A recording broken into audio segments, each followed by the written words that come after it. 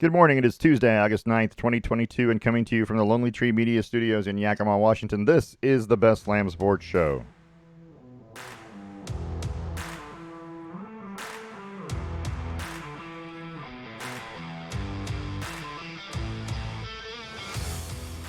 I'm your host, David Lamb. With me is my son, Parker. Say hello, Parker. Hello, Parker. Yay. I'm still going to give myself applause one of these days. You gotta let them do it. Oh, well, that's true. They're deciding. We're on YouTube. We're on Twitter at Lamb Sports. We're on Facebook under the Best Lamb Sports Show. You can send us an email, lambsports@gmail.com, and please check out our webpage. Excuse me, I can't. It's early. You can find links to past shows and the current trivia question on the website, www.lambsports.com, which I'm still going to say every time, by the way. This is our AFC preview show. We did the NFC last week, and we determined that. What did we determine in the NFC preview show? Hold on, it's right here. We determined that. This is why you keep the paper. I'm just saying. I'm not saying. I'm just saying. What did we determine last week? We determined It's the Rams to lose. that the Rams are still the best team in the NFC. Yeah. Still being followed up by the Bucs. By Tampa, right? Rams, Tampa, Green Bay. That was our top three, and then Dallas. Those would be your division winners. That's what we determined.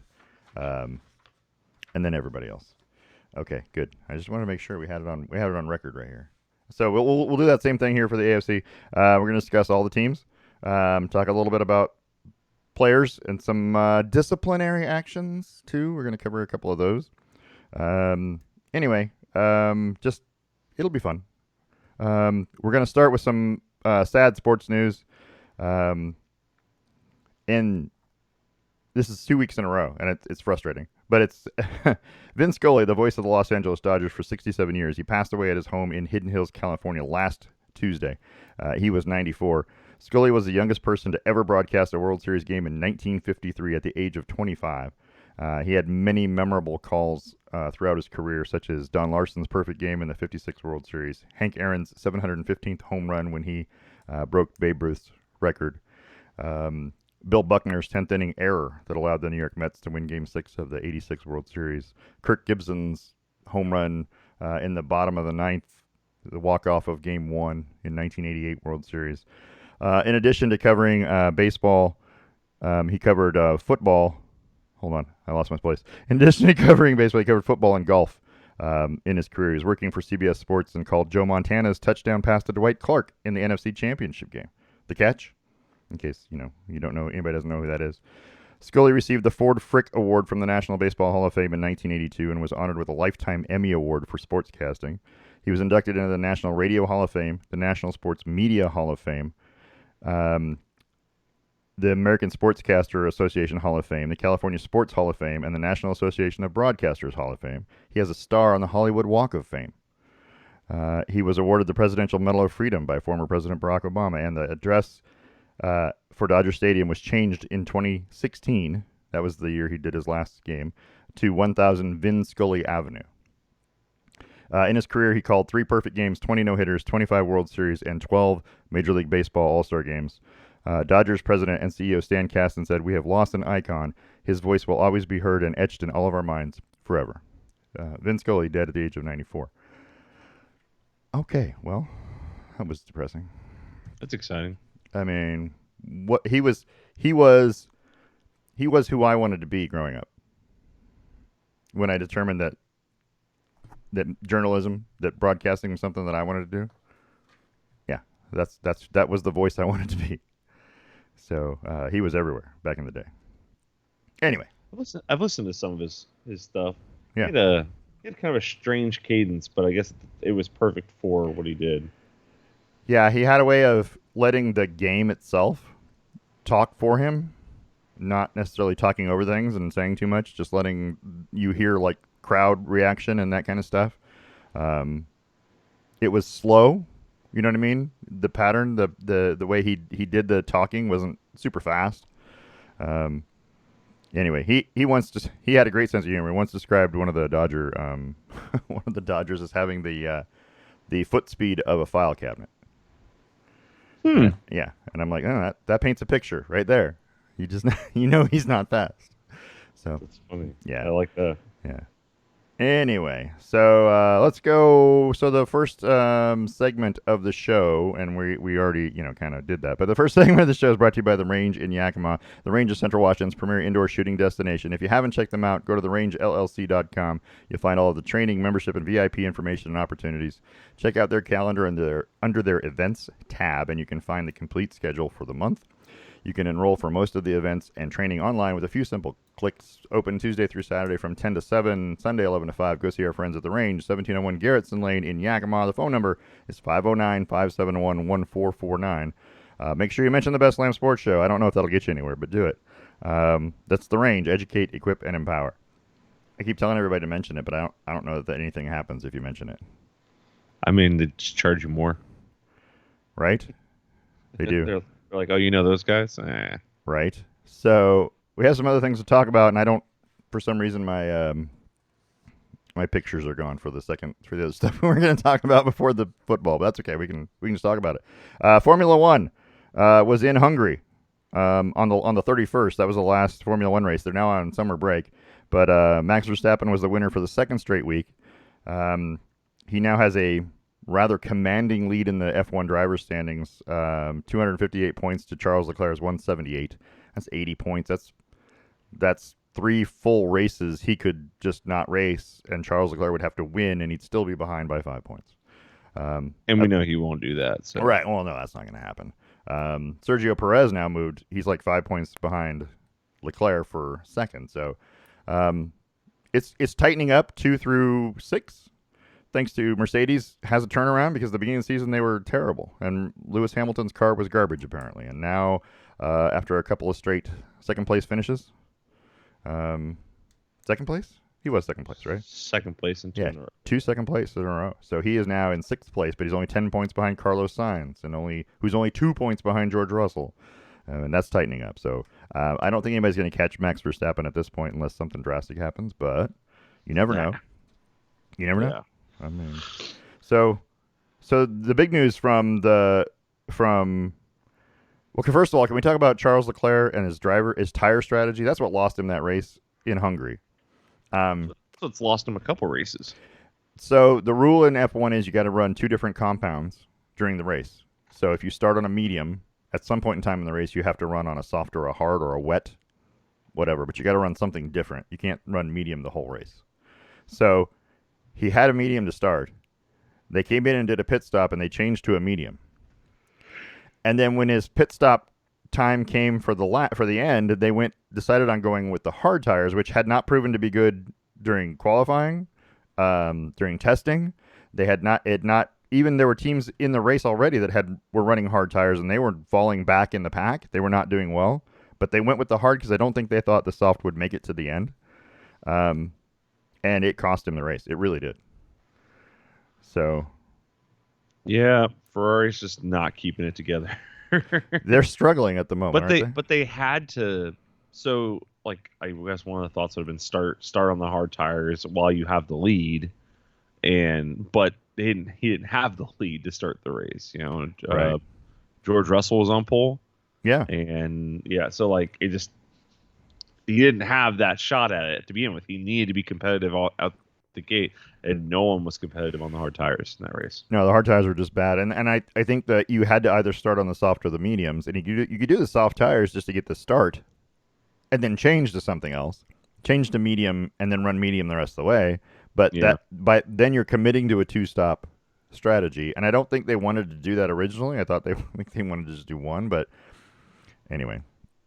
Yeah. They always say when you're watching it, they're like, "Oh, so and so has successfully performed the undercut," and you're like, and I'm always like, "You mean they screwed up? They pitted early because they like that's all this, I know. That's all this is. Somebody screwed up, and it's almost as much your success as someone else's failure." But I mean, they make it sound like it was intentional. This is exactly the way they drew it up. This is the strategy we were going for. They knew they were going to put the hards on. They knew it would be a problem. And at some racetracks, when you have the really long pit lane, and it's 30-some seconds it costs you to come pit, there is that strategy. And you know that if you can get in and get a clean pit and get out before the other team does, and then they have issues at all, or something happens.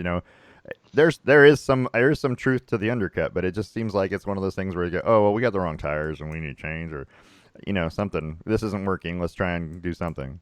So it is kind of strange to listen to him tell you that it was planned. I don't know. Yeah, they make it seem so intentional, and a lot of times it's, oh crap, he pitted. Yeah. Why? Yeah. How come this guy? We'll stay out a lap or two. We don't know what to do now. We got two guys, and I don't know whether to send one in and keep one out, or send them both in, or. Yeah. Yeah. I mean, it's all reaction to the first guy that pits, and then they're all scratching their heads. Why did he pit? What's going on? Yeah, you can say what you want about the season's going, but if Ferrari isn't handing away points all season, oh yeah, yep, they're no, I'm not gonna say they're walking away with this race, but they have a sizable lead right now, just the same way Verstappen does. It would be big, yeah. Verstappen's been a beneficiary of some boneheadedness from Ferrari. I mean, everyone's been the beneficiary technically of it. Everyone's moved up because they've sucked. Yeah. So, but yeah. It was their championship to lose, and they've chosen to lose it. And they have, yeah, they literally have lost it, I think. So the other news that we have during the summer break is that Sebastian Vettel announced that he was retiring at the end of the season from the Aston Martin team, and that left an opening. And there was some speculation as to who might be that driver. And originally that was, well, they announced Fernando Alonso would move up to that spot, which is a good choice. But I think Fernando Alonso is going to retire here before too long too. So I don't know what the reason is. You can ask Lance Stroll's dad, because I think he's just looking for an experienced guy to keep teaching his son, and I don't think Lance Stroll's the driver that his dad thinks he is. Anyway, that's just my opinion. What do I know? And then Fernando Alonso is going to move to Aston Martin next year from Alpine, which is Renault, the old Renault team. And then at that point, Alpine announced that their younger driver, Oscar Piastri from Australia, was going to fill that seat. And then Oscar Piastri said, no, I'm not. Which was really kind of strange to see happen. And then it was announced that he was going to go to McLaren. And so now that leaves Danny Ricciardo, I think, pretty sure, without a seat. But he'll probably go to Alpine, which is back to Renault where he was a few years ago. I don't know. What do you think of that whole situation? I don't know. I feel like McLaren tried to do a little backroom deal with this guy, and I mean, he agreed to it. So I don't. But he also agreed to do things. It's all going to court. They've already announced both. He has two different valid contracts with two different teams for the same period. It's going to court. So get paid twice. I mean, I guess. I mean, if you can do it. If you can do it. I mean, more power to you. No offense to Alpine, but they probably should merge with a different group. Like, they need some help, and so does Ferrari right now. So, not Ferrari, McLaren. So maybe they should just become Alpine McLaren. All right, there you go. And this isn't even talking about the Porsche entry. Well, it's not really. They originally thought that Porsche was going to have their own team, but now they're going to be part of Red Bull, I guess. And then Audi was going to have another team. Yeah, I thought there were going to be 12 teams next year, but apparently that's not the case. I don't know how. I think they're pretty firm on keeping it at 10. Okay. But and then the biggest news though is that Honda has decided to continue to power Red Bulls through 2027 or something like that. Yeah. Which, I mean, everyone was concerned that Red Bull wasn't making progress with their powertrains and things like that. I mean, it wasn't until they started getting Honda motors 2 years ago that they started being as competitive as they should be. Yeah. So it's definitely going to help them breathe a little easier because they don't have to worry about engines that might blow up next year. Maybe. Allegedly. I mean, They might. I don't know. It's everyone's got the same engines, and they're just all building around that. So I'm telling you. So also we had more news. Brittney Griner was sentenced to 9.5 years in prison for smuggling and possession of hash oil. We knew that a verdict, and rather harsh verdict, was coming. There's really no surprise. Now we get to the negotiating part where they're actually going to negotiate, and so they had to sentence her to something big to make her more valuable, right? I mean, Sounds right. That's what you. If I say, oh, well, she's only going to be here a month, well, the U.S. isn't going to trade for her. They're going to let her go, right, and then get her out. But if it's 9.5 years, oh yeah, now we've got to make a trade, which we really don't, but we're going to. Anyway, so that negotiation's coming in 9.5 years, and everyone says, well, 9.5 years for possession. It's not the possession; it's the smuggling, which is officially what she was charged with. And if you had a guy that had brought cocaine into the United States or was trying to take it out of the United States, right, and they caught him, would you not want him in jail? What if it was unpasteurized cheese? Yeah, and see, that might be a thing if that's illegal.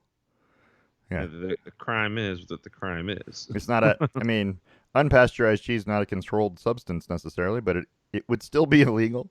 Actually, I think it is a controlled substance in the U.S. Is it? Well, it's just banned. Just banned. Just the same way meth is. That's the same way meth is. That's an FDA. Well, that's an FDA as opposed to a DEA thing. So we're talking about two different agencies. The FDA doesn't lock you up and throw away the key for having unpasteurized cheese. I'm just saying. The DEA, if you got if you had 100 pounds of unpasteurized cheese, you might go to jail. I doubt it. But if you have 100 pounds of cocaine, you're going to jail. So there's a big difference. But I mean, I like that analogy. Unpasteurized cheese I never thought about it, but it is illegal. So I guess whatever. There's a whole episode of Parks and Rec where they give Ben unpasteurized cheese and the cops arrest him and they're all playing a prank on him with it. And he's freaking out because he's never done anything wrong in his life. Does the Pasteur family still receive money from anything that's pasteurized? That is my question. Probably not. I mean, I'm wondering if his foundation, does he have I don't know. Anyway, does he still own the patent, or is that a thing? I don't know if it's a thing you can patent, but I don't know. Pasteurization process, absolutely. So, but anyway, what do I know? I don't know the answer to that because I'm not a business lawyer, patent trademark lawyer. But anyway, I'm just saying Pasteur is probably making money every time they pasteurize something. Somebody in his family. Also, LIV Golf. 11 players banned by the PGA Tour for joining LIV Golf filed an antitrust lawsuit against the tour last Wednesday. In addition, 3 of those golfers are seeking a temporary restraining order from a federal judge so they could compete in the upcoming FedEx Cup playoffs that they actually qualified for. So there will be a hearing today in San Jose, California, to consider the players' motion. Also, the United States Department of Justice has opened an investigation of the PGA Tour's handling of its players and whether it has engaged in anti-competitive behavior during its battle with LIV Golf. The PGA Tour has come out with a list of items that they claim the lawsuit mischaracterizes and or fabricates in their defense. This is a long process. This is just the first step. It'll be a while before we figure out what's going on, but they're going to sue each other. I don't know. I feel like if you're going to the extreme extent of, oh, well, here's you misunderstood what we said, right? We didn't say that exactly, and you put it out in a big list. Oh, that's not exactly true, or that's taken out of context. If you have to do that a lot, you probably did something wrong. Yeah. So probably defending yourself improperly. Right. Exactly. You should have. Why didn't you say what you meant then? If you didn't mean that. But anyway, I feel like this is going to be interesting. The restraining order is one of those things. It's an extraordinary measure, not necessarily everyday thing that you get for rich golfers. You know what I mean? To have a temporary restraining order against they could have filed this lawsuit earlier, and they didn't. So the emergency that would require the temporary restraining order is tenuous at best. I don't know. It'll be interesting to see what happens, but we'll find out more. And we'll keep you updated because that's what we do. I think it's all nonsense. I think the PGA Tour just let them play golf. What are you banning them for? You don't like the fact that they're playing for someone else? It's not about where the money comes from. You absolutely cannot say that while you still are partners with the DP World Tour, and their very first event on their tour is a Saudi PIF Fund Open in Saudi Arabia. You cannot tell me that you're upset about them taking money from Saudi Arabia when you're doing the same thing. You can't do that. But they're doing that. They're characterizing this, oh, these guys are taking all this money. You're just afraid of competition. That's what it boils down to.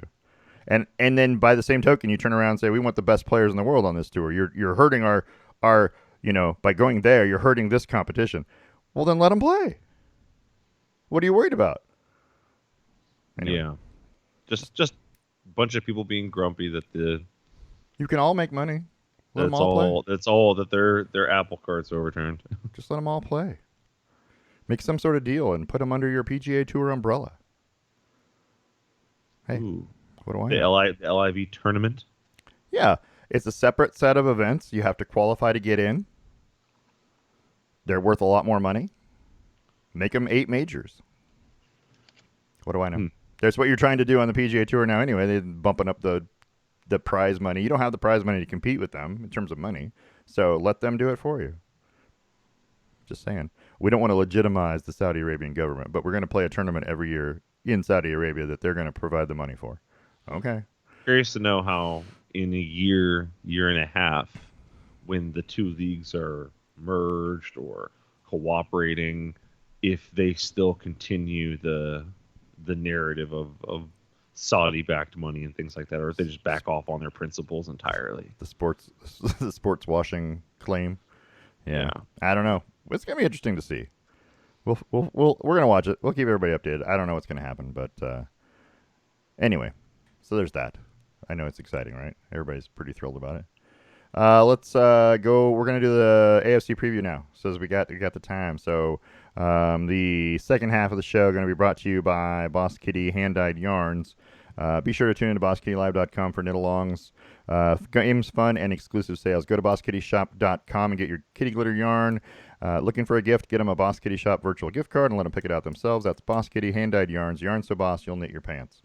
So the second half of the show is just AFC preview. But first, we're going to do the Best Lamb Sports Show trivia question brought to you by Stavenstone Wine Estates in Hood River. And Parker has the trivia question this week, and I'm going to have to write it down because I don't know. So go ahead. Let me get to the right screen.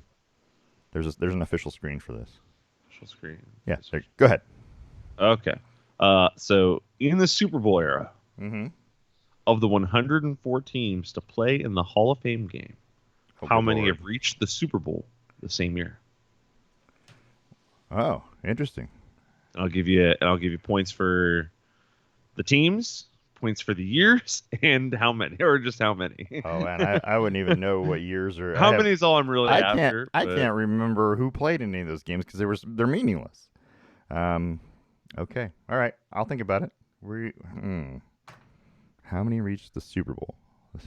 Not won the Super Bowl, just reached it. Well, right? Just a little fun fact: none of them have won the Super Bowl.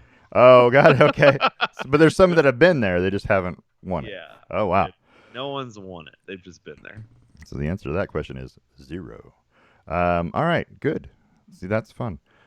Okay, let's go to the second half of the show. Let's start with the AFC preview, and we're just like we did last week. We're going to start in the East, and we're going to start with the Buffalo Bills, who finished first in the East last year. Buffalo, Josh Allen, right? They were the number 1 defense in the league last year in terms of total yards, right? They were the number 5 offense. So you can see why they were good. They were a brilliant Kansas City drive away from being in the AFC Championship game, right? They were part of that divisional round that was so good last year. I don't know. I think Buffalo is head and shoulders above everybody else in the AFC East.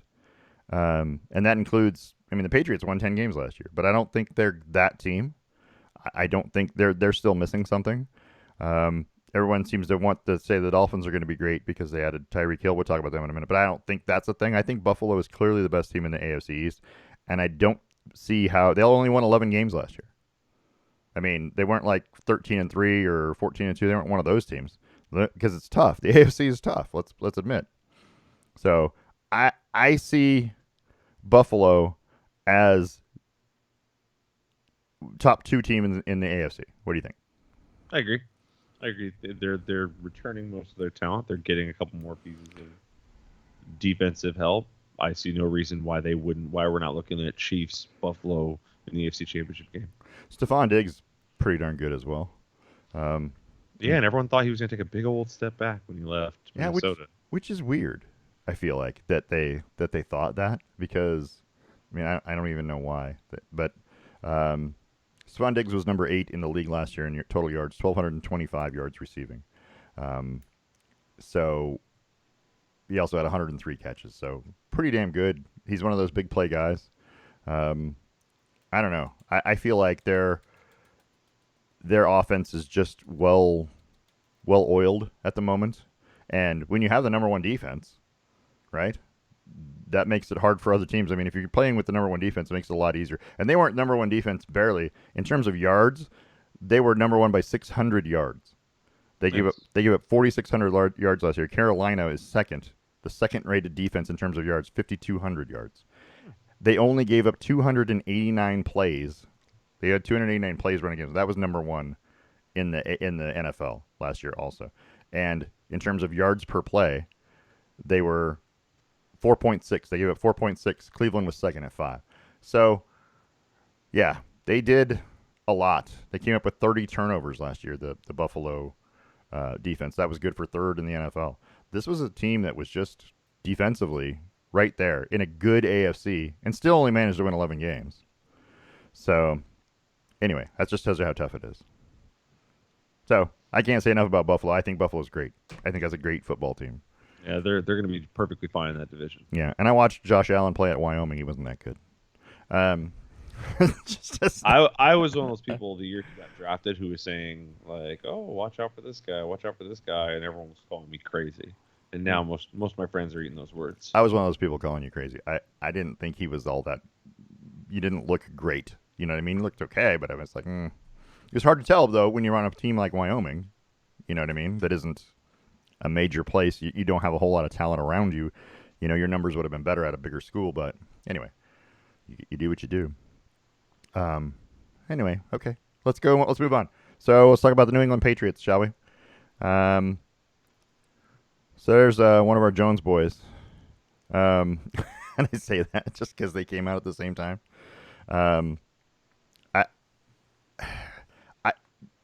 Bill Belichick seems to think that Jones is going to make a huge stride this year forward. And if he does, they'll be better. New England's offense was 15th in the league. That's mediocre, right? Their defense was number 4. So there's something to be said for that. Their defense was pretty good. Offense has got to be better in an offense-dominated league to get better. And they picked up Devontae Parker from Miami. Could be a solid pickup. I don't know. I don't know how good he is. He's a good receiver. I mean, I'm saying that but I'm not saying he's a great receiver. And I just don't know. Yeah, he's not Devontae Adams. He's the other Devontae. He hasn't had a good quarterback. It's true, career. And that's a good point. Moving between Fitzpatrick and other washed-up quarterbacks. Not that Fitzpatrick was washed up, but other washed-up quarterbacks over his whole career. So, and not to mention the Dolphins are just a mismanaged organization as a whole. So, yeah, you might be able to say that. That might be true. Yeah, I don't know.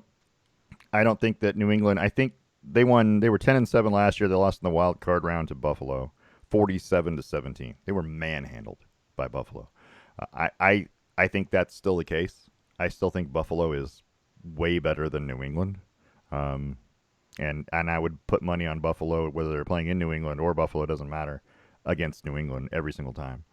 So I don't see this changing much. I see that New England, even if they do take a step forward, even if they do get better, somehow manage to get themselves better, they're still the second best team in that division. I agree. Okay. At their very peak. Yeah, that's what I think too. They would have to add something huge to get better. They'd have to do something major, and that they're obviously committed to this is which Jones is this? It's Mac Jones. It's Daniel Jones. Which one is this one? This is Mac Jones. They'd have to commit something big, I think. You know what I mean? They'd have to do something better than him. I don't think he's going to lead them to where they need to go. I don't think he's that guy. Didn't they play a whole game last year where they threw one pass? 3 passes. 3 passes. There you go. It was against Buffalo, and they won. So clearly, you don't need the quarterback. Yeah, that was one of Buffalo's 6 losses on the year was to Yeah. New England in a game where, 3 passes, 19 yards. 19 yards. A whopping, oh my goodness, I'm looking at their carries right now. 24 rushes for one, 10 rushes for another, 4 rushes for another. Mac Jones had 5 rushes. I mean, they rushed the ball 50 times. Yeah. I don't know. Geno Smith was the leading receiver with 1 reception for 12 yards. Mac Jones threw 13 interceptions last year. It was the same number as Sam Darnold, if that helps anybody figure out. He also threw more than Davis Mills. He also threw more than Davis Mills. He threw more than a lot of people that we would have said, you know what I mean? In terms of interceptions, he bad quarterback. What we would have considered were poor quarterbacks. You know what I mean? Yeah. I don't know. It's going to be interesting. I don't think New England's that team, but we're going to find out more about them this year. The AFC East is kind of a mess, I think. And that's going to bring us to the Miami Dolphins when we talk about a mess. Got a brand new head coach. I'm not sure that that's the answer. It might be. I don't know. But everybody seems to think Tua and Tyreek Hill, who they just acquired from Kansas City, right? I don't know that's going to help. Clearly, I'm not going to say that's not going to help.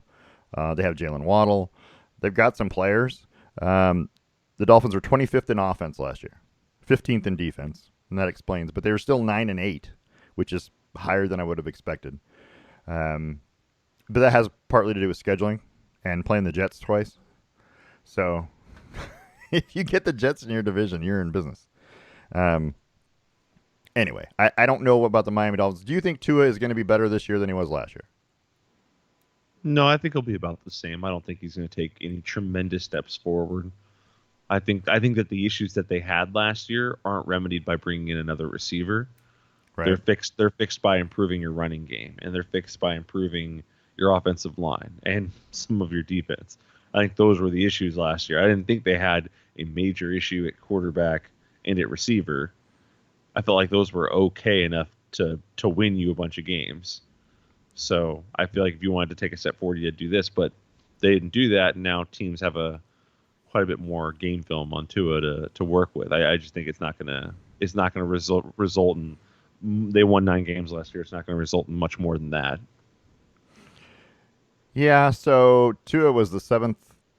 He was number 7 in the NFL in terms of completion percentage, 67%. He's an accurate thrower, and that hasn't been the issue. They couldn't go deep before, and I think that's what Tyreek Hill is there for.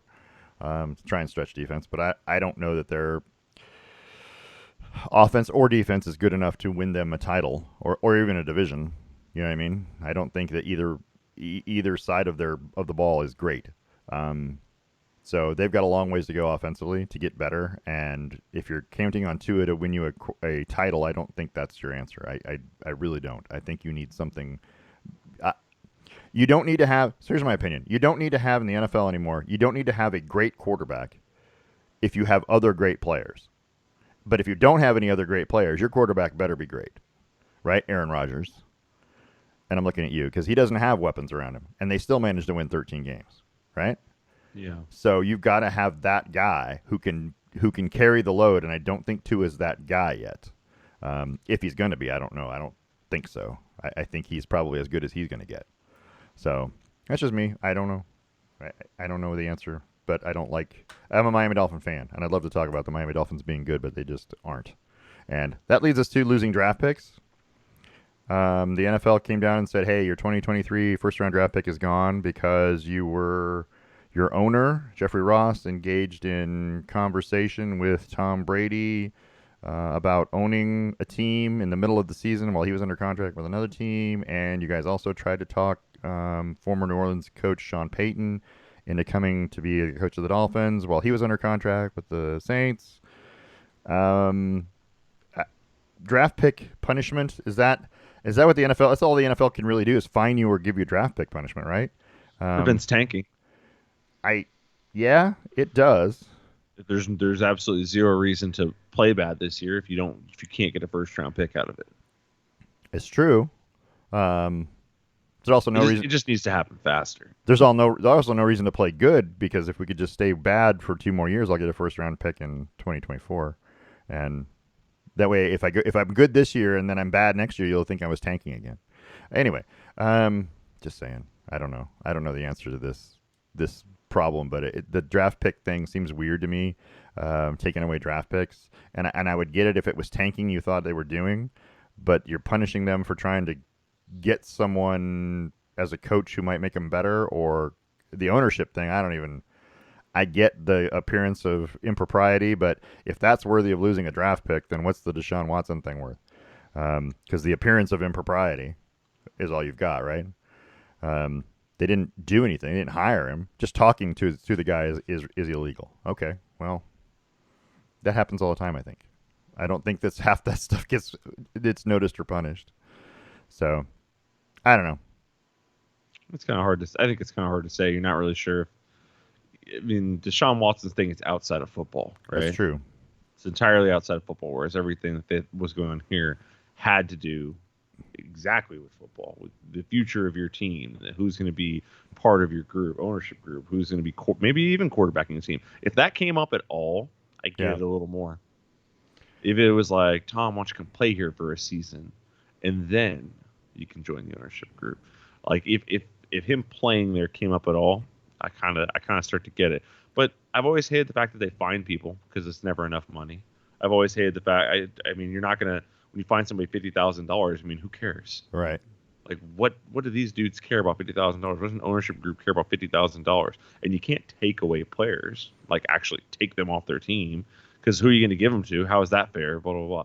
The only thing that does make sense to take away is draft picks or postseason ban. Right. Those are the only two things you can really do.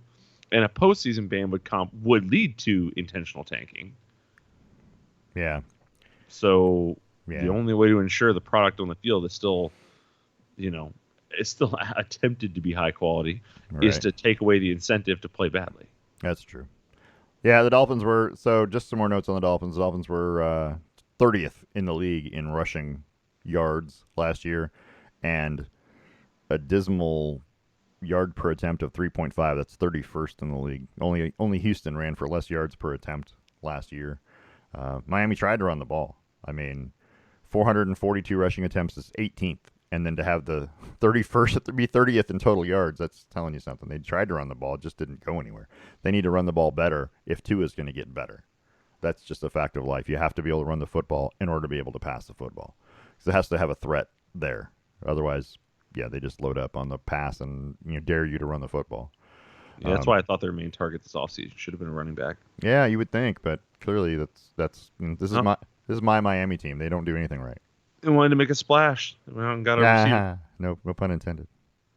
So where we need that ostrich going, in the back. How about the Jets? Do we even need to talk about the Jets? Just a little bit. Jets, Jets. Yeah, so the New York Jets have I don't know. The Jets are terrible. They were the 26th worst offense and 32nd dead last in terms of defense yards given up, and they're bad. They're just tanking. They may be, but I mean, you got to tank for how many years? You got to tank for? The Jets have been bad for quite a while. This is not new. The problem is that you have bad teams who seem bad because of what they're putting on the field, and it's just not quite enough. You can tell those teams usually who are trying, but it's not working, right? The Atlanta Falcons were a great example last year. They were trying. It just wasn't working. For whatever reason, it wasn't going. And then you have teams that are historically bad, like the Jets. Not necessarily, I mean, last year they were actually a little better than the year before, but like the Jets, like the Browns for a few years and things like that. Those are teams that are doing it on purpose. When the game starts and you go, I know this team's going to lose. Like no matter who they're playing, that means they're probably tanking. I mean, it's probably on purpose. Because there should be no way to know that information. 2015 was the last time the Jets won 10 games, right? And it's the only time that they've won 10 games since, I'm looking back through this thing. I can't even remember when. So it's 2010 was the last time before that. So, and they made the playoffs that year. But since then, since 2010, they've had one 10-win season. And then the rest of everything is 8-8 or worse. And the last two seasons are what, 4-13, 2-14. It's bad. They're just a bad football team. And you can say that they're tanking, but if you're tanking, at some point you got to get better. Because your last 5 years have been so bad that you'd think you'd be good by now. Once you establish that you have your future at quarterback, right? I mean, they've decided that Wilson's the guy, and so they kind of went that way. Once they decided that, then it's like, all right, let's continue a year or two of being not good, so we can surround him with pieces. And they got 2 first-round picks out of it, and they got him another receiver and a cornerback. They upgraded defense and offense all at once. I mean, just I don't know. And then yeah, they rounded out their draft with all the little things they need. It's literally like they had a grocery list and just went, yep, that position, yep, that position. And I don't know. I feel like that what you saw last year into this year was very intentional. And it may have been. They do have Breece Hall from Iowa State as they did go out and get a running back. I think Breece Hall's going to be a good NFL player. I don't know for sure, but I think he is. He did get injured in that bowl game last year. But they got a lot of young players. That's what the Jets have. They got a lot of young players, and you're going to have to come up and perform, because if they don't, then you're just going to get more of the same. Going 4-13, forever is not acceptable. Last year they were 2-14, and they haven't won a division game since 2019. So they're 0-12 against the AFC East in the last 2 years. So there's that. There's your Jets rundown. The Jets will finish last in this division again. True or false? True. Okay, there you go. So, but I still think it's going to be closer than it seems. Will they be better than 4-13? Yes. Okay. I think they're going to have closer to 6-7 wins, but I think the Dolphins are going to drop from their 9 wins down to like 6-7 wins. So I think that you're going to be talking about those two teams at the bottom kind of taking each other's wins away. Okay. So we figure Buffalo wins the AFC East, right? Yep. Okay. And does anybody else from the division make the playoffs? No. Okay. Nope. So not New England, who was 10-7 last year, made the playoffs. You don't think they'll make it back? No. Okay. All right. So let's. You may be right. I don't know. Let's move to the South, AFC South, Tennessee. The Tennessee Titans were 12-5 last year, right? And they had the best record. They were officially the best record in the AFC. This is a good football team. Their offense was 17th in the league last year in terms of yards. Defense 12th. They lost in the division round to Cincinnati 19-16. Again, that was one of those division games that was great. I think Cincinnati got extremely lucky and beat a pretty good Tennessee team. And I think Cincinnati got lucky out the whole playoffs, but we'll talk about that when they get to them. But I think Tennessee is better than we think they are. I keep wanting to downgrade them and say, oh, well, but they have Derrick Henry, and they've got Ryan Tannehill, and I feel like they're just better. Yeah, I keep wanting to say, no, this isn't that good a team. But I think they are. I think they're that good. They've been proving me wrong for how many years now in a row? True. They were 11-5 last year, and 9-7 the year before that in 2019. So, and 9-7 the year before that. So this is a team that I keep thinking is a mediocre team, and they've been right on the verge of the playoffs, for a couple of years, and then we're in the playoffs, and now have the best record in the AFC, which is not easy to do. So I don't know. How do you think Tennessee can do that again? Can they have the best record in the AFC again? Yes, but that's because the division is garbage. Okay. It's not so much to do with them as it is with everyone else. I still think that the Texans and the Jaguars aren't going to take massive leaps forward. I don't think they did anything to do that. I think the Jaguars tried last year. The Jaguars were another team that tried to be good last year. Yeah. And it was not working. Thank Urban Meyer for that, but it just was not working. He was not helpful, was he? Yeah, the Colts are the threat to them because the Colts were decent last year with a less than decent quarterback. Right. And now they have a decent quarterback. Makes you wonder if they're going to hit that 10, 11, 12 game mark. But I think it's still the Titans division to lose. Yeah, I think you're probably right. I think they were,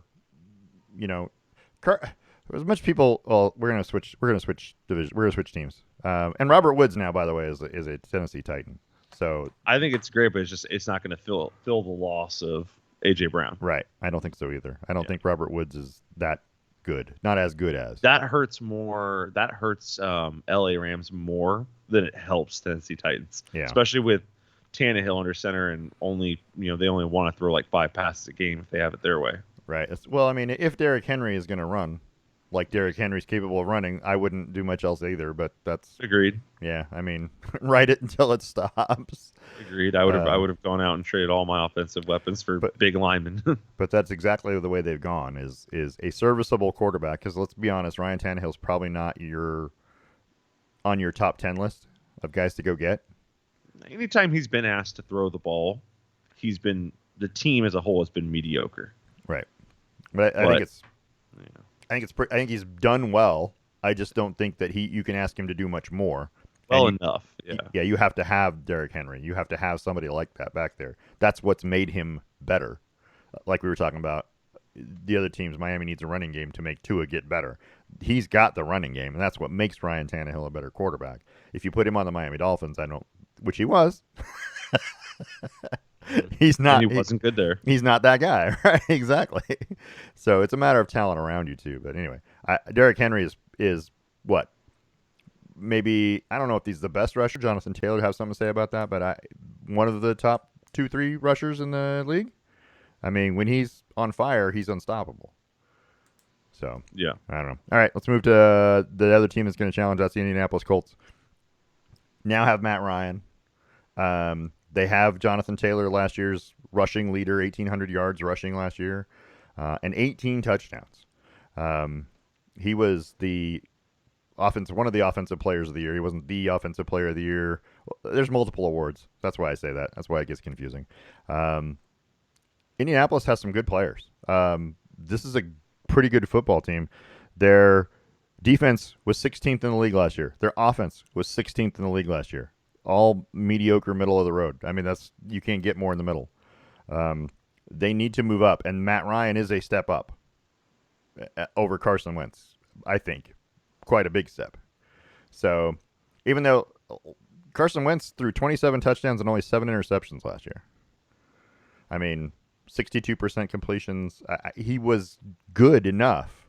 Again, that's Jonathan Taylor. The running back creates that thing, but I don't know. How do you see is Indianapolis better than the 9 wins they had last year? So whenever I look at like last season's scores, I'm always thinking close games, right? Yep. So their second game of the season, they played the Rams. They lost by 3. All right. Then they played the Titans. They lost by 9. That's a pretty decent loss. The Ravens was a 6-point loss. That's pretty close. 1 touchdown, not even an extra point. Yeah. All right. Titans again, 3-point loss. The Bucks, 1 touchdown game. Like, they had a lot of games here. They were really close. Here's a loss to the Raiders, 3 points. If a couple of these games turn on their heads, their wins were pretty solid. They didn't have very many close wins. They just had close losses. It's true. So, yeah, I think adding Matt Ryan immediately makes them that much better. Because what you worried about last year, offensively speaking, was throwing the ball. Is Carson Wentz going to be able to make those passes and right decisions? I'm not as worried about Matt Ryan making those decisions. They still don't have a great wide receiving core, but it just has to be good enough. Well, they were 4-5 against playoff teams last year, and a lot of those losses, like you're talking about, were Tennessee by 3 in overtime and the Raiders by 3. But the worst part was in Week 18, with a chance to seal the playoffs, they lose to Jacksonville 26-11. Yeah, again, the Carson Wentz effect. Yeah, that was just the whole season is on the line for this last game, and they just laid an egg, a gigantic egg. But this is a team that started 1-4 last year, so to get to the 9-8 that they got to was pretty good. They looked better in the middle of the season. All they needed was one of those games to turn around, and they were in the playoffs. So, yeah, they were right on the edge. And I think Matt Ryan's going to give them enough to get into the playoffs. I feel like they're a 10.5 win team probably. Agreed. Okay, maybe they win 11 if he's on fire, but maybe it's just 10. But I still think that's going to be enough to sneak into the playoffs, which is going to steal a playoff spot from somebody else from last year. So that's going to be interesting. Well, I already said that the Patriots aren't making it in, so. Well, that's true. That's a good point. So there's the opening, right? Let's talk about the two other teams in this, and that's the Houston Texans. Lovie Smith is back as head coach in Houston. He's back. Well, he's back as a head coach in the NFL this time in Houston. How about that? I didn't get to say it right. This is a 4-13 team also who ranked dead last offensively and next to last defensively. And yeah, that season was lost because of the Deshaun Watson situation, I think. So it'll be interesting to see how they rebound. They were clearly, but if they were tanking, they didn't do a very good job because Jacksonville was just worse.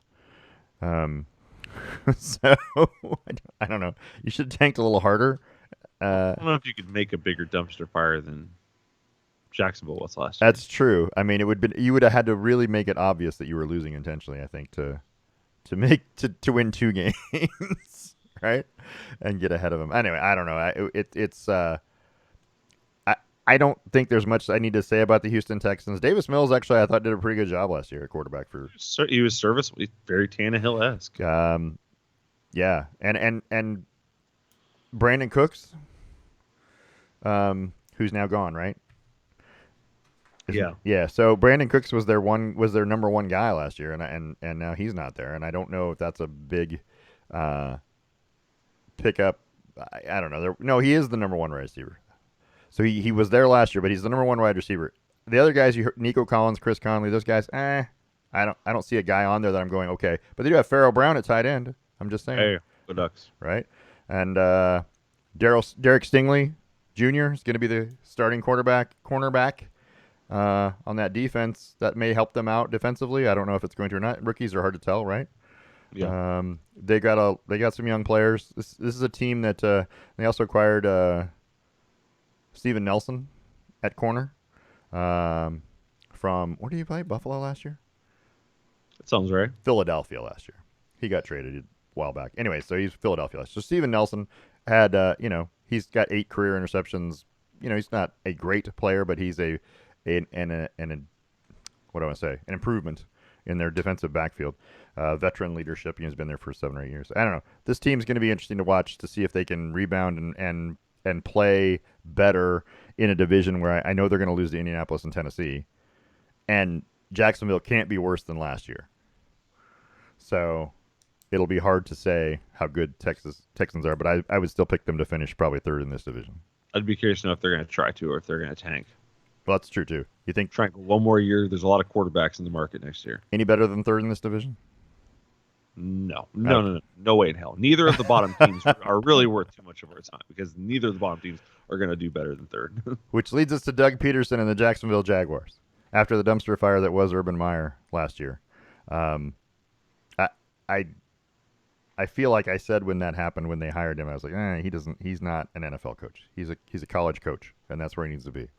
And he had some personal issues. They had some team issues. He just did not do well in that environment because he can't control everything. He's one of those guys in college football that has total control over his team. Nick Saban, right? Nick Saban didn't do well in the NFL either, and there's a reason because those guys who are getting paid now in the NFL they go, I'm not, whatever, just get out of my face, let me play football. He doesn't have that control over them that it does in college, so I feel like that's a big thing. But Jacksonville was 3-14 last year. Trevor Lawrence back. I don't know if Trevor Lawrence is a great quarterback either, but my sample size is small. And they were tanking, so. And they were tanking. So that has a lot. It's a real problem in the league, and you wonder why people take draft picks. Yeah, well, I mean, I don't have a problem if you do it for draft or for tanking, but I don't know. You just have to punish teams in a way that is measurable, like right. in a good way, or in an actual punishment. That's why fine them $1 million. This still doesn't really matter, right?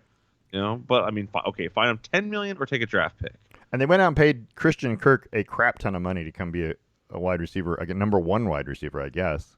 Strange. But they've got some players: Marvin Jones Jr., Laviska Shenault, Laquan Treadwell. These are not terrible names. Chenault's, was great at Colorado. Evan Ingram at tight end is not a terrible player. They've got some players. Devin Lloyd from Utah going to be projected to be a starting linebacker. He might make a difference. Shaquille Griffin in the backfield. I don't know. This team has some players. They're young again. They're gonna need what? At least a couple more years of good draft picks to get themselves to a point, to make the young guys have some experience and get some better new guys. But I don't know. Doug Peterson was good with Philadelphia. He was good with Chip Kelly's players in Philadelphia. He was. That's true. It just went downhill after year one. That's true. That's a good point. Yeah, he's got the what's it called? The Gruden thing, where he comes in, does really well with another person's players, and then slowly lets it go downhill. Yeah. And then leaves. It'll be interesting. I don't know if we can say much more about Jacksonville. Still going to be last in the division? Yep, they suck. Okay. So this division, we're pretty much said Tennessee wins, right? Yes. In Indianapolis in the playoffs? Yes. Okay. Indy's in. Indianapolis is going to have how many wins? Doesn't matter. 9-11. Okay. Well, I mean, to make the playoffs for seeding purposes, that's what I'm trying to figure out. 10 wins. Let's go with 10 wins. Okay. Sure. All right. I was just curious. I think they're, yeah, that's probably right. All right, let's go. So we're going to move to the AFC, the reigning AFC champions, the Cincinnati Bengals. I think this was a team that was extremely lucky to be where they were last year. I think they won a lot of close games at the end of the season, and I want to give them credit for being good, but I think they were more lucky than good. That's just kind of the way I saw last season go, that they just kind of happened upon teams at the right time, and you know, this is a team that lost. Well, they were 10-7 last year. Yeah, Cincinnati's 10-7. They lost the Super Bowl to the Rams 23-20. They did lose some close games too. They won some close games. They also got blown out a bunch. They got blown out by Cleveland 41-16. They lost to the Chargers 41-22. So you saw a whole grab bag of results for this team over the course of the year. And Joe Burrow was good. He was good most of the year. He was good enough, let's say, to win. I still probably wouldn't put him in the top 10 of quarterbacks. But their team was good enough. And the defense was 18th last year. The offense was 13th last year. They don't look like a division winner. They, in my opinion, that team didn't look like a division winner. But the rest of the division didn't want to win any games. Baltimore kept losing all those close games. Cleveland was a mess.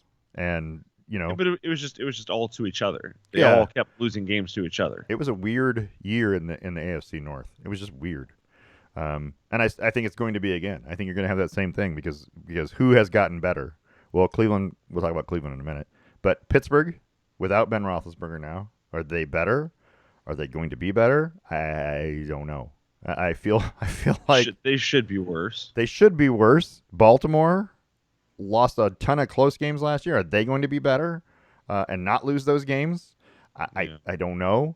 This is a tough division where I feel like everybody's going to be 3-3, and yeah, it's gonna be how you do against the other teams. You know, the non-division games. It's gonna end up exactly like it did last year, where one team at 10 wins gets into the playoffs, and the other 3 are all there at 8-9 wins. Right. It could be. So I guess that. Yeah, this whole division was separated by 2 games. So the Steelers has the most right to drop down. So I would think so too. Let's talk about the Pittsburgh Steelers because we're there, and so Mitch Trubisky is going to be the quarterback in Pittsburgh. He hasn't exactly impressed where he's gone before. Now that's Chicago, which had for a while had a decent team around him. I think at the end it wasn't so good. But I don't know. And then he was the backup to Josh Allen in Buffalo last year. That may have helped him. I don't know. He may be better now, having sat a season and watched a winning, successful team and been on that positive side of winning. That's got to help you, doesn't it, as a quarterback mentally? You would think so. I don't think he's a terrible quarterback. I just don't think he's great, again.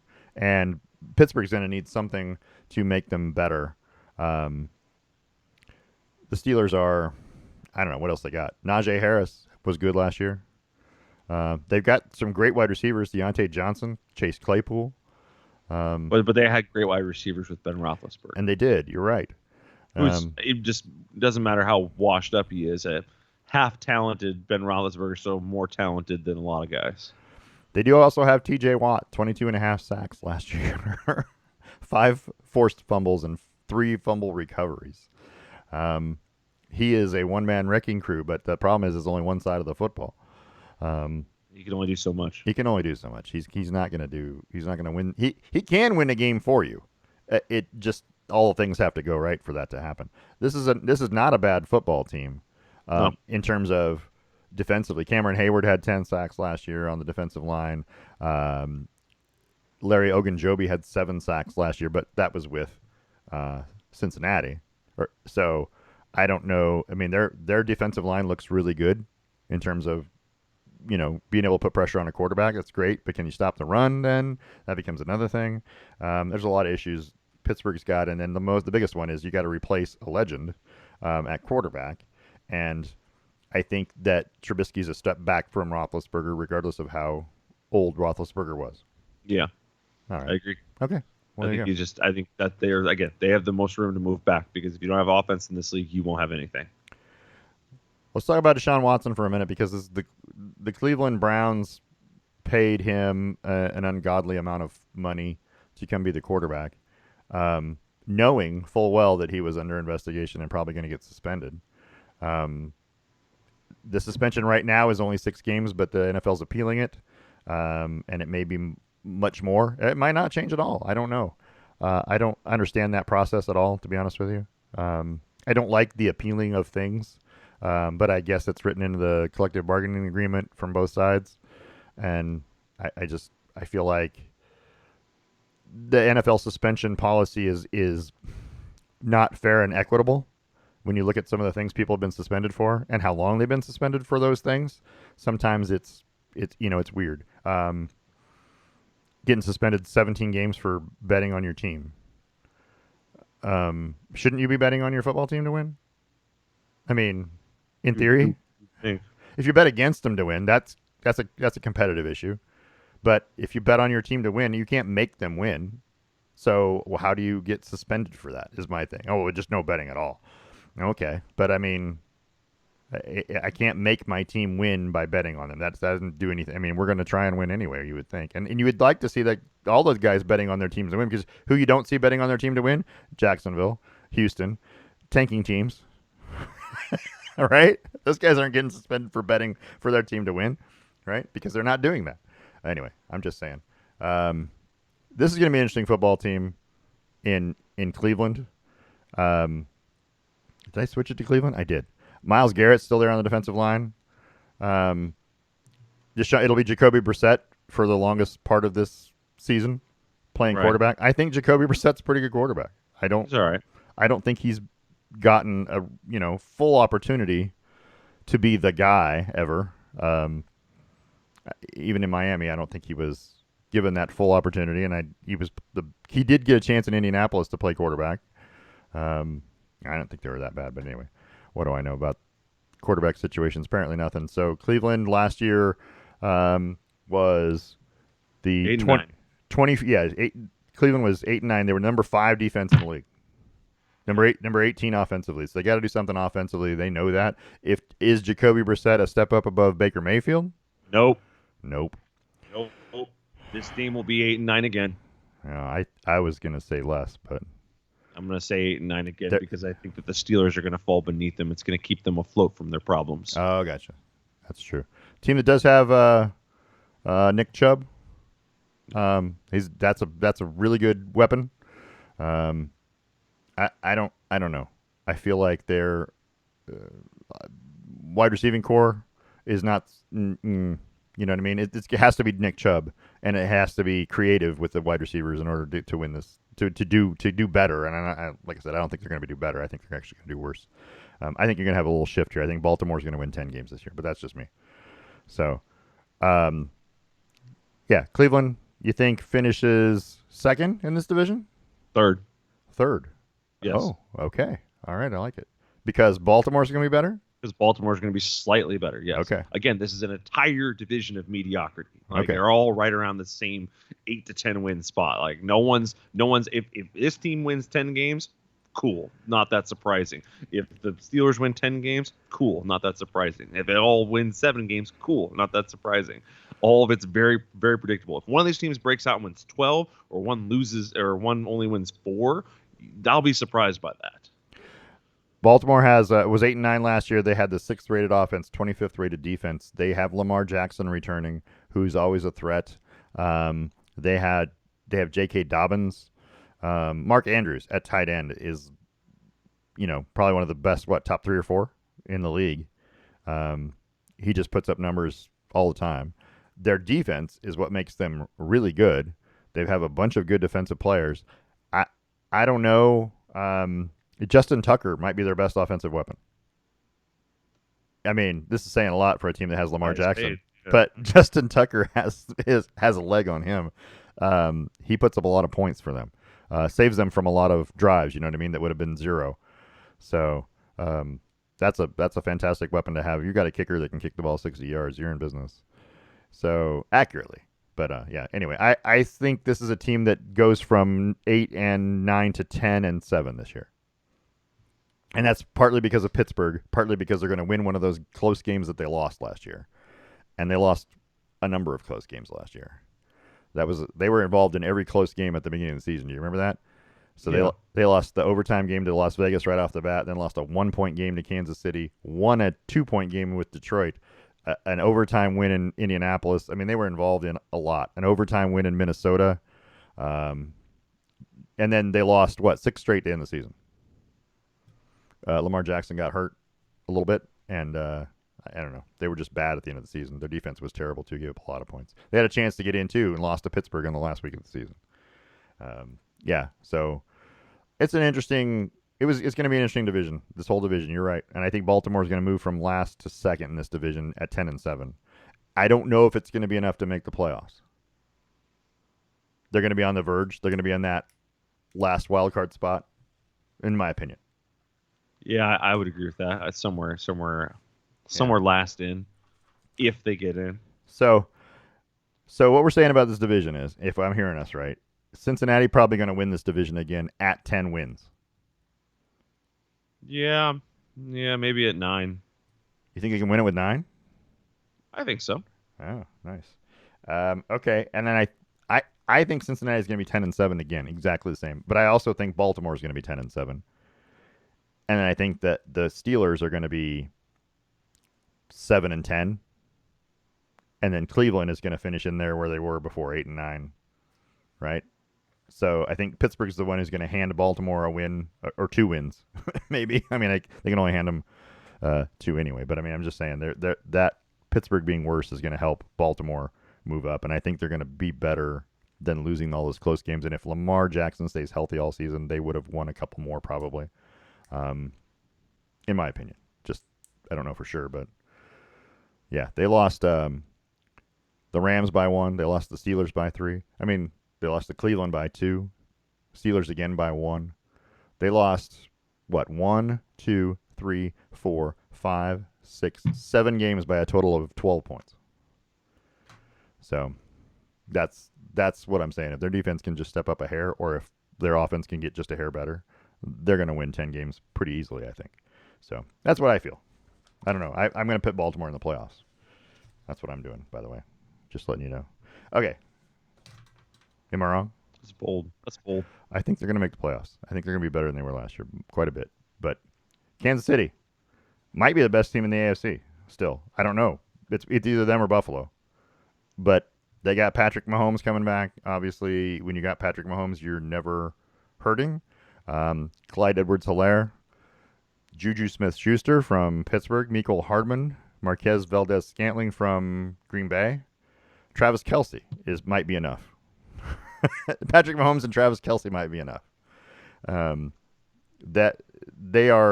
He is late game magic. Patrick Mahomes knows how to win. I don't know. This team is going to be tough to beat in the AFC, and the AFC West is loaded. So, but also their defense is good. Their defense technically was 27th in the league last year, but their offense was third, right? And their defense just kind of had to maintain. They didn't have to do much, I guess is what I'm trying to say, because the offense was so good that it takes all the pressure off. They didn't play great, but good enough to be 12-5, and lost the conference championship game to Cincinnati 27-24 in overtime. I don't know. How do you feel like Kansas City can take a step forward and win more games, or is it just going to be tighter because the other teams are going to get better? I think it's going to be tighter. I think that they're playing their non-conference is tough. I think that it's going to be tighter. If anything, I think they either stay the same or they drop a game. So they'll move to 11 wins versus 12 wins. Okay. But still win the division. Yeah, I don't see any reason why they wouldn't win the division. I think they're going to win the division too. Okay. And I think only one of these other teams, right? That would leave us with one of the other teams in the AFC West getting in the playoffs. This is what happened last year.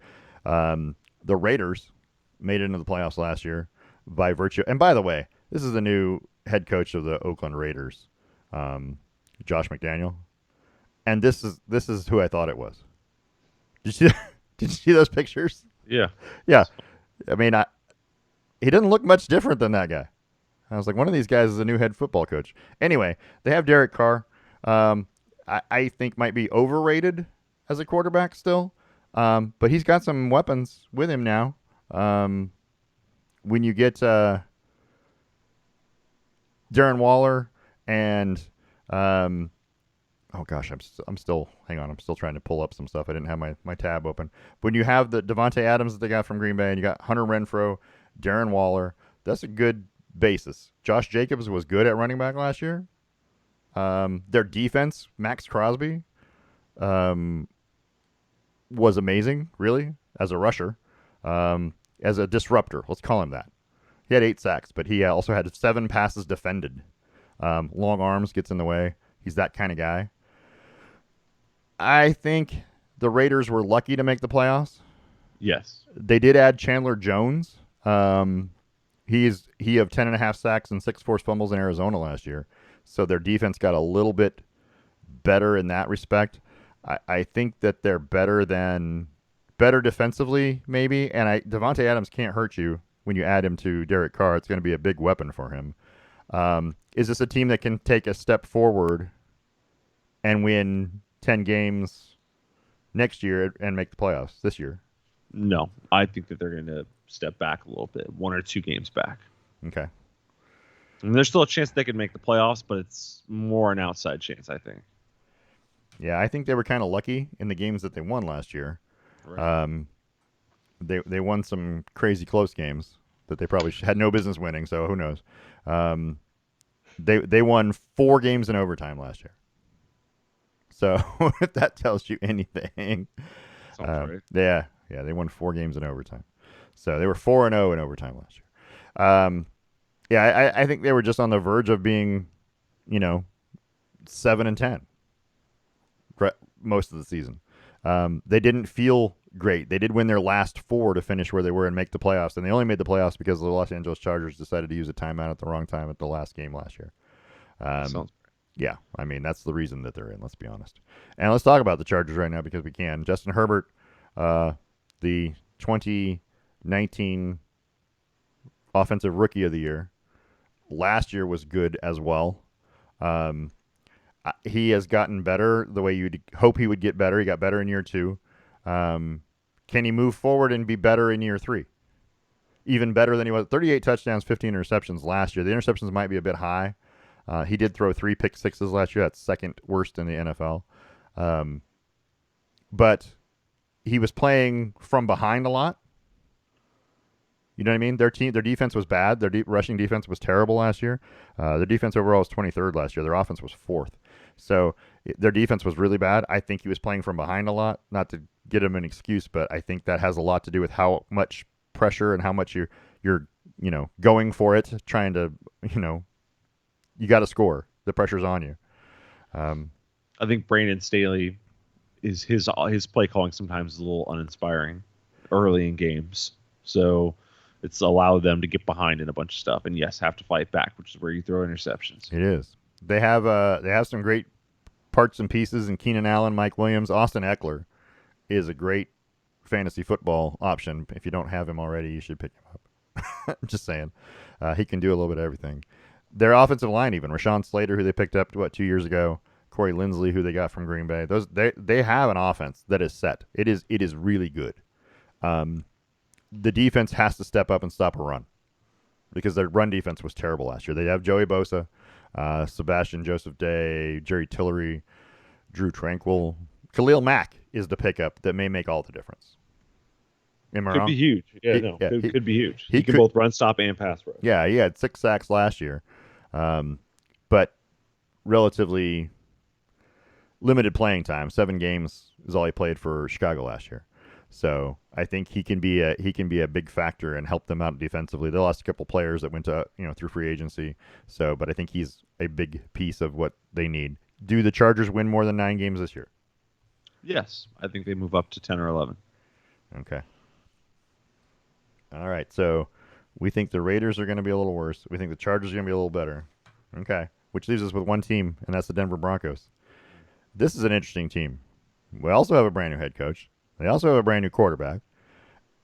Can Russell Wilson make a 7-10 team that much better just by adding him onto the team? I mean, he's clearly a step up, right? Yeah. Yeah. If you watched him last year, you would know the answer is absolutely yes.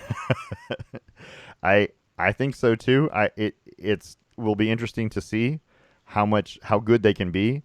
I don't know. Their running back by committee thing seemed to be solved with Javonte Williams last year, 903 yards. He only have 4 touchdowns rushing. But this is a team that wasn't very good at scoring anyway, most of the season. I feel like Jerry Jeudy, KJ Hamler, Cortland Sutton, that's pretty good targets. I'm not sure about the tight end situation in Denver, that maybe that could be improved because I think Russell Wilson's a guy who likes hitting the tight end. Like most quarterbacks that move, the tight ends seem to come open. I don't know if he's going to have that same thing. They got Bradley Chubb on the defense, Pat Surtain the second, whatever you want to call him. I hate the second, by the way, but I get why it's called that. Their defense needs to improve a little bit. Defense was actually 8th in the league last year, but didn't take away the ball enough. That was the downfall of the Denver Broncos. They couldn't get the ball away. Their offense was 19th, and that's going to improve with Russell Wilson. So as a 7-10 team, the Denver Broncos are going to move up. How many wins can they move up? I think you could probably add them in for 2 or 3 more wins. Okay. So my guess they're going to move to 9 or 10 wins. Okay. Yeah. The only thing that's holding them back from being any better, not just the Broncos, but every AFC West team in terms of scheduling, is the fact that they play the NFC West. Yeah, and those are the 2 toughest divisions. That's going to be rough on the AFC West. If they weren't playing each other, if those 2 divisions weren't playing each other, I would feel much more confident in all of these teams being closer to like 12 wins. All right, so who has the best record in the AFC next year? Chiefs. Okay, you're going with Kansas City. And then second? Call it a tie between the Broncos and the Chargers. No Buffalo? No Buffalo? I mean, you're going to put them down lower? Okay. You mean the Raiders?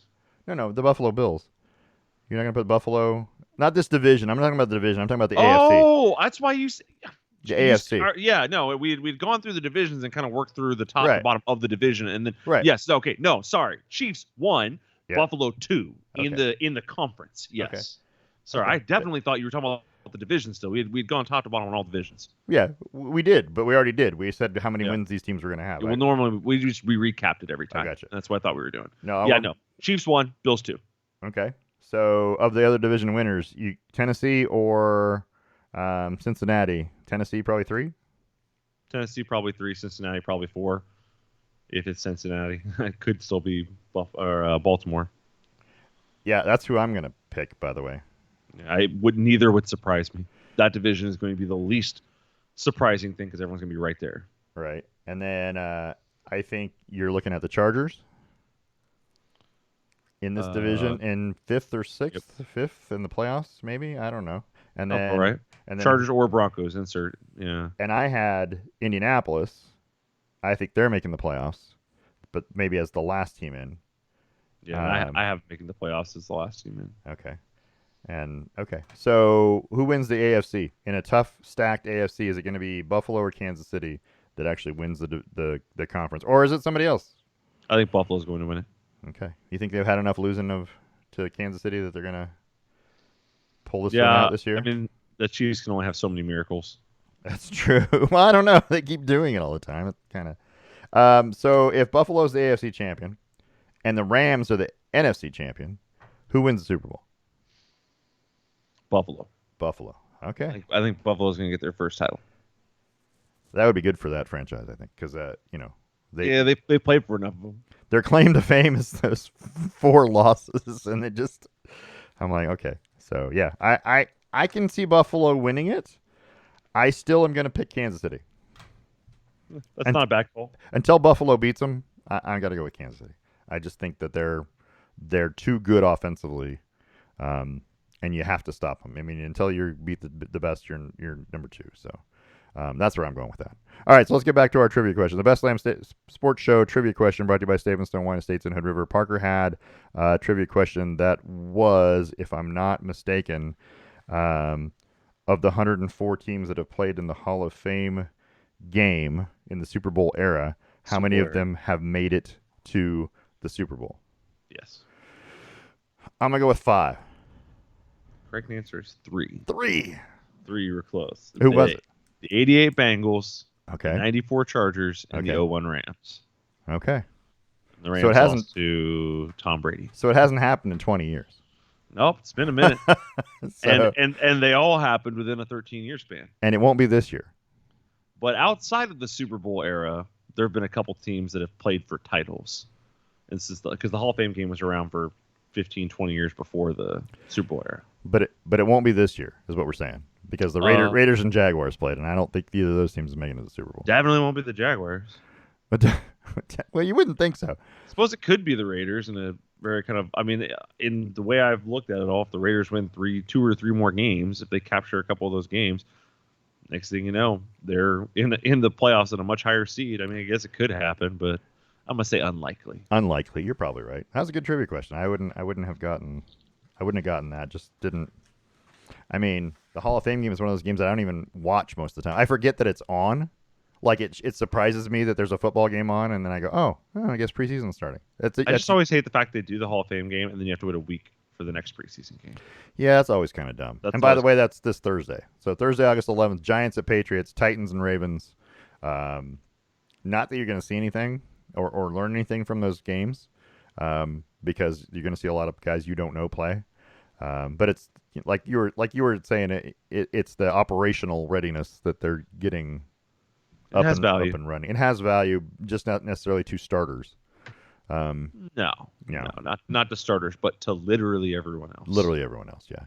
And if this was a week where you were they were playing real football, Saturday the Rams and Chargers play. That'd be great, and they're going to play this year, right? Yeah. So, I think that would be a great football game, to watch. Oh, they're gonna play twice in the same season and not in the playoffs. Right. Well, I mean, the preseason doesn't really. I know, but just I don't know how often that happens. It doesn't happen very often. How often you get a preseason team and regular season? But by the way, it's on New Year's Day, Chargers Rams. Nice. So that's going to be fun to watch. That'd be a good one. The schedules for those teams, and this is just the Chargers, just in general. They played the Raiders, Chiefs, Niners, Chiefs, Cardinals, Raiders, Titans, Colts. Well, the Colts didn't make playoffs. Sorry, Titans, and Rams. Those are all playoff teams from last year, and I think the Colts are a playoff team this year. We know the Broncos are going to be better. Seahawks. I don't know how they're not going to be good, but there's not very many gimmies on this schedule for the Chargers. The Jaguars. They play the Jaguars third week of the season, and then the Texans.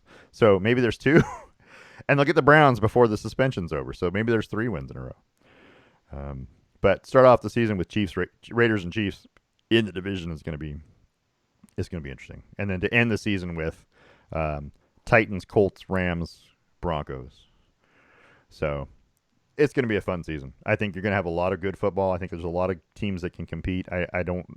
We may be a long ways from the truth. Anybody could fall off, you know what I mean, and drop 2 or 3 games from last year. That wouldn't be unheard of considering how close all the teams are in either conference. And the NFC West and the AFC West, I think, are just the 2 best conferences or divisions, without a doubt.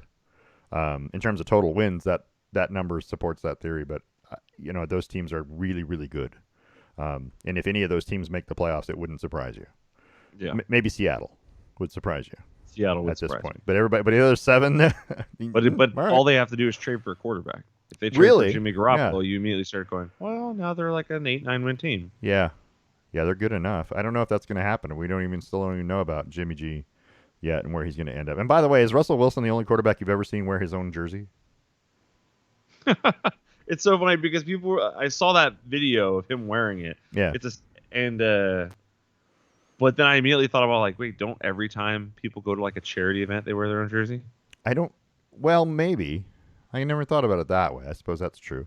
I mean, every time you see some NFL player taking kids on like a shopping spree, he's wearing his own jersey, and all the kids are wearing his jersey. That could be. Be true. And also, doesn't he wear his own jersey every Sunday? But I mean, just out and about. You don't see him wearing his own jersey down the street. It wasn't like he was at Costco wearing his own jersey. He was walking into the practice facility. He's a bit. Well, I mean, Aaron Rodgers came in as Nicolas Cage. So, sure, I mean, right? you could get anything at training Dress up camp. as your favorite player. I mean, I guess. That's your favorite player. Oh, my gosh. Anyway. This is going to be a fun season, I think. I'm pretty excited about it. Sure. Yeah, so that's, you got anything else? No, I do not. Comments or questions or concerns? Negative. Okay, perfect. So we are, I don't know which music I got here, so let's do the funky music. I like that one. We're on YouTube. This one's recorded, so, it'll be posted here today. We're on Twitter at Lamb Sports, on Facebook under the Best Lamb Sports Show. You can email us, lambsports@gmail.com. We want to thank ESPN, Fox Sports, NBC, CBS Sports, the NFL, the NCAA, Formula One, the PGA Tour, LIV Golf, and, of course, our sponsors, The Range in Yakima, Boss Kitty Yarns, Stone Wine Estates in Hood River. This has been a Brain Rock production, a division of Lonely Tree Media, LLC. Thanks for listening, and we'll see you all next week.